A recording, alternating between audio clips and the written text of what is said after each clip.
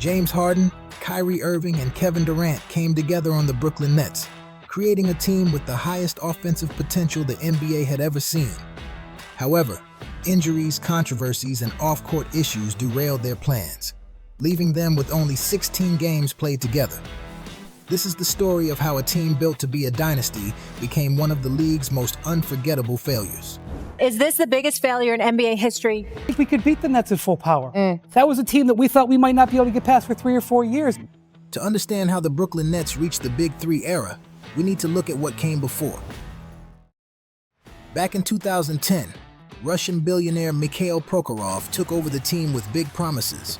He was determined to turn the Nets into contenders immediately. His philosophy? Throw money at the problem and let's win now. On paper, it seemed like a winning strategy. Then came the infamous 2013 trade. This is where things started going downhill. The Nets traded basically their entire future. Like we're talking about multiple first-round draft picks for Kevin Garnett, Paul Pierce, and Jason Terry. Now don't get me wrong, these guys were legends, but they were way past their primes by this point. Garnett and Pierce were more about writing their retirement speeches than winning more championship rings at this point in their career. And here's the kicker. Those draft picks they gave away? They turned into players like Jason Tatum and Jaylen Brown. Yeah, the Celtics got their future superstars, and the Nets got a first-round exit in the playoffs. It was bad. After that, the Nets were left with nothing.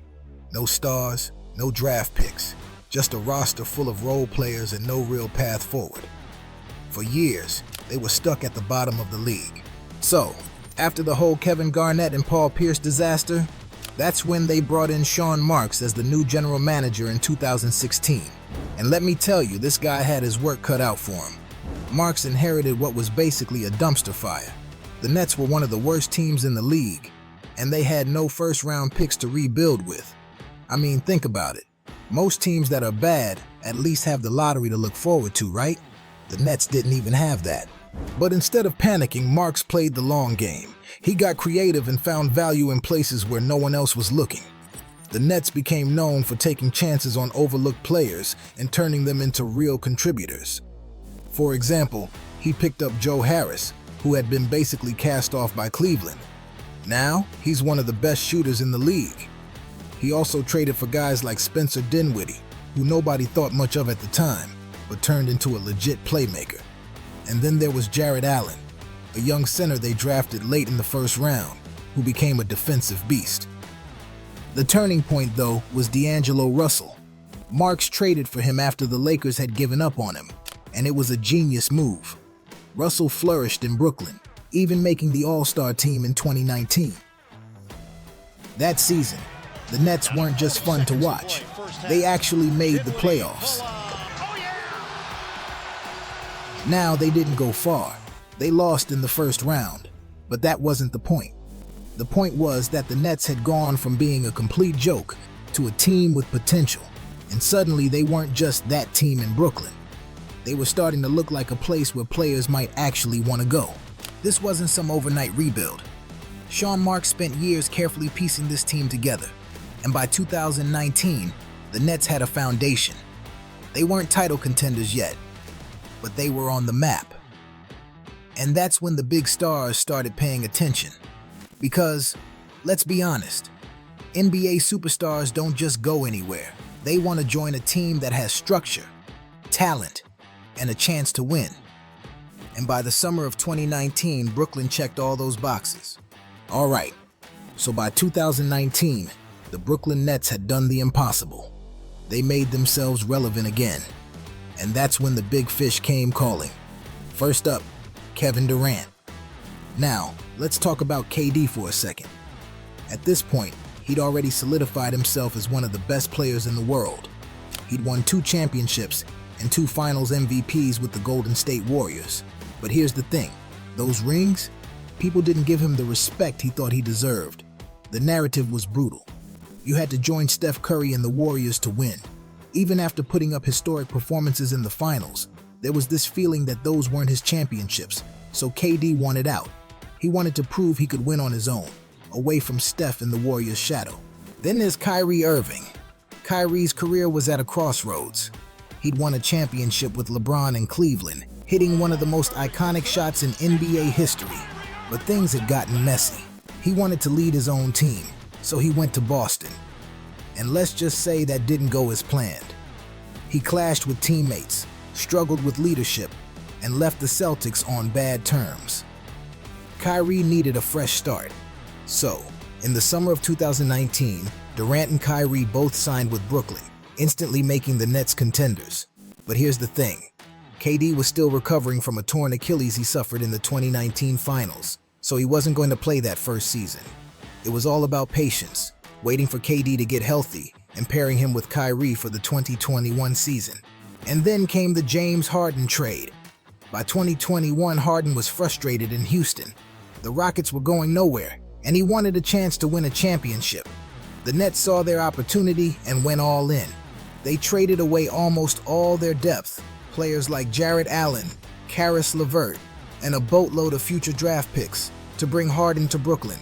Just like that, the Big Three was complete. Durant, Irving, and Harden, three of the most talented offensive players in NBA history, on the same team.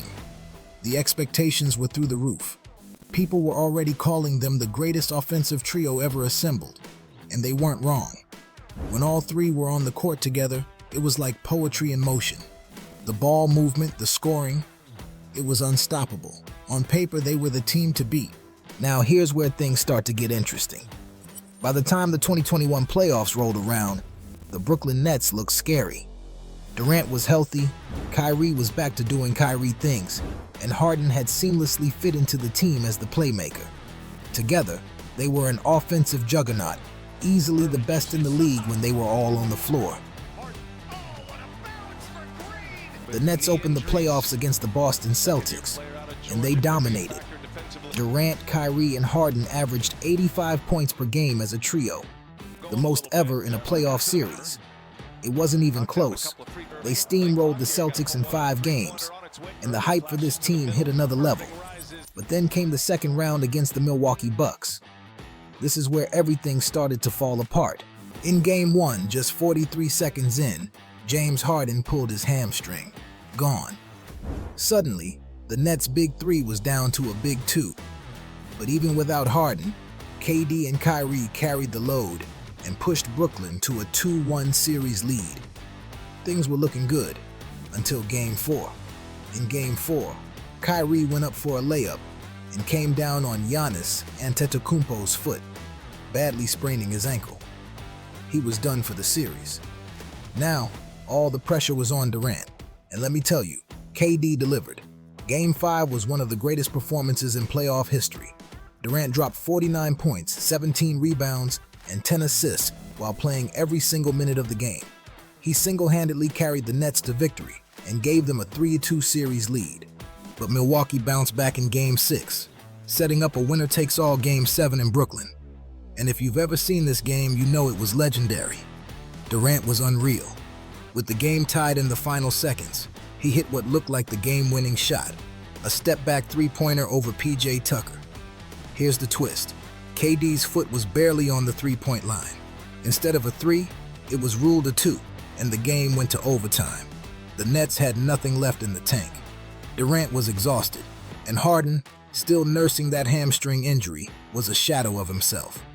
The Bucks won in OT, and eventually went on to win the championship. Think about this.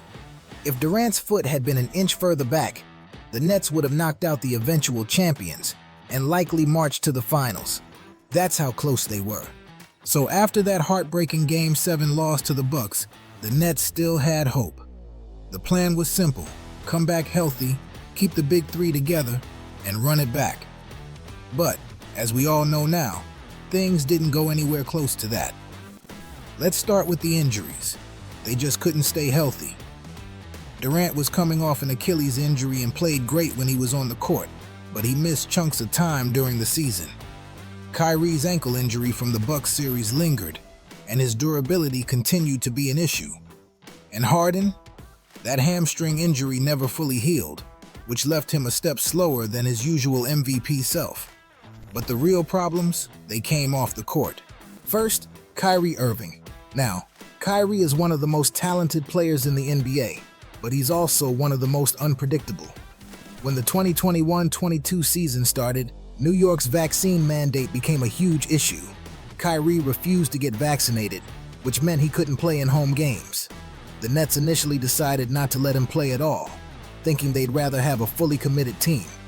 This left Durant and Harden to carry the load, and while they were good enough to keep the Nets competitive, the cracks were starting to show. Harden, in particular, wasn't happy. He had come to Brooklyn for a shot at a championship, but instead, he was dealing with a half-available Kyrie and a team that couldn't stay healthy. By mid-season, Harden had had enough. He wanted out. He publicly requested a trade, and in February 2022, the Nets sent him to Philadelphia in exchange for Ben Simmons, Seth Curry, and draft picks. On paper, it looked like the Nets were still in decent shape. Simmons was a defensive star, and Curry brought some much-needed shooting. But then Simmons didn't even play. He sat out the rest of the season, citing mental health issues and a back injury. So now the Nets were down to Durant, a part-time Kyrie, and a roster that just wasn't good enough to compete. To make matters worse, Kyrie's vaccination status kept him from building any rhythm with the team. Even when New York's mandate was lifted late in the season, the damage was already done. The Nets limped into the playoffs as the 7th seed, where they were swept in the first round by the Celtics. Let's pause for a second. This was a team that started the season as championship favorites, with KD as an MVP frontrunner, and they didn't even win a single playoff game. Think about how wild that is. By this point, it was clear the Big Three experiment had failed. Kyrie's unpredictability, Harden's frustration, and the never-ending injuries made it impossible for them to build any momentum. In the summer of 2022, Kyrie and Durant both requested trades. Kyrie eventually stayed, but Durant was adamant. He wanted out. This wasn't just about basketball anymore. It was about trust, chemistry, and a team that never felt stable. In the end, the Big Three didn't just fail to deliver a championship. They barely even scratched the surface of their potential. By the summer of 2022, the writing was on the wall. The Brooklyn Nets' Superteam experiment was officially over, and what followed was a chaotic and dramatic breakup. Let's start with Kyrie Irving. After a season full of vaccine controversy and unpredictability, Kyrie wanted a long-term contract extension, but the Nets were done taking risks on him. They offered a shorter, incentive-heavy deal, which Kyrie felt was a slap in the face. So in February 2023, just before the trade deadline, he requested a trade. The Nets wasted no time. Kyrie was shipped to the Dallas Mavericks in exchange for Spencer Dinwiddie, Dorian Finney-Smith, and draft picks. Just days after Kyrie was traded, Kevin Durant followed. KD had requested a trade the previous summer, but stayed after some convincing. This time, there was no stopping him. He wanted out, and the Nets granted his wish. Durant was sent to the Phoenix Suns in a blockbuster deal that brought Mikal Bridges, Cam Johnson, and a haul of draft picks to Brooklyn. By the time the dust settled, the Nets were left with a team full of role players and future draft picks, back to square one, just like after the failed Garnett and Pierce trade. The legacy of the Brooklyn Nets Big Three is complicated. To some, they're the greatest disappointment in NBA history. To others, their downfall was simply bad fortune. But no matter how you see it, this team will always be remembered for what it could have been.